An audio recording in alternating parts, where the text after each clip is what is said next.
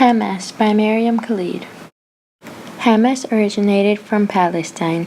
Hamas is an Islamic resistance movement. It struggles for the liberation of Palestinian territories. They also want all Palestinians' rights to be recognized. Hamas was founded in 1987.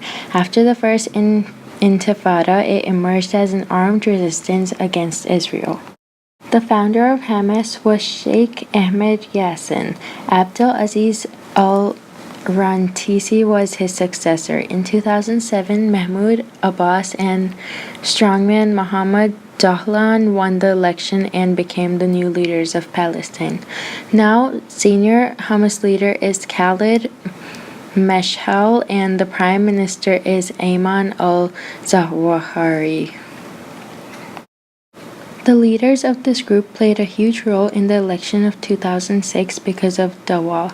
The Dawa is an Islamic social sector that provides services to Palestinians. Many of the charities support the cause of Dawa. It has had a positive effect on Palestine, but not in other countries because of the terror Hamas has spread. Hamas is cut off from the assistance that the U.S. and European nations provide for the PLO at the West Bank. Most of its funding comes from Palestinian expatriates and private donors. Islamic charities also donate to Hamas-backed social services. This prompts assets freezes by the U.S. Treasury. Egypt and Israel blocked all imports and exports in 2006. On June 12, 2003, a suicide bomber disguised as an ultra-Orthodox Jew kills 16 Israelis on a Jerusalem bus. Hamas claims responsibility. On August 20, 2003, a suicide bomber kills at least 20 Israelis in a bus. Hamas takes responsibility.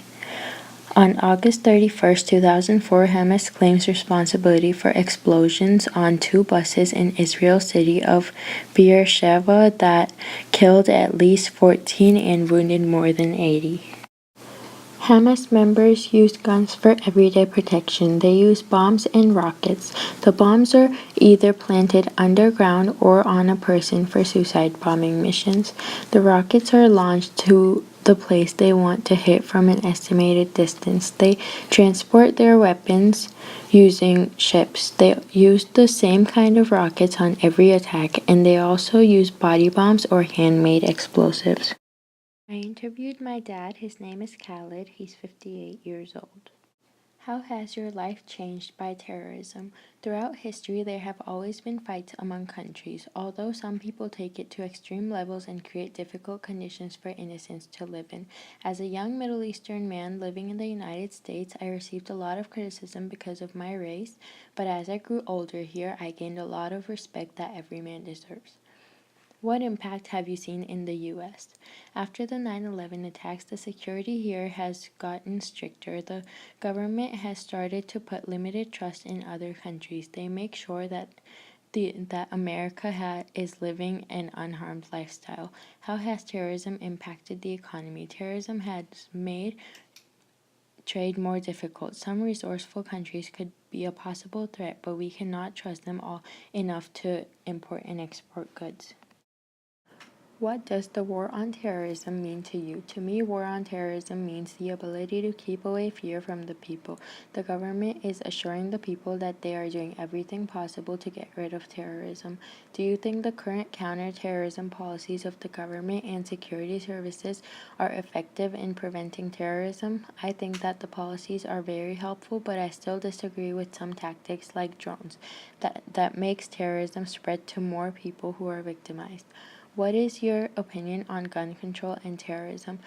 I believe that not everyone should be able to have guns. It could land in the wrong hands and lead to regretful decisions. Not only people who are protecting the nation should have a gun. Do you think that racial profiling is an important part of counter-terrorist activities? Someone should not be judged based on his or her race. Anyone could be provoked to take such actions. How has terrorism impacted our civil rights? The Constitution. It has made us feel caged and unsafe. Although with the government working hard to prevent it, it makes us trust the law.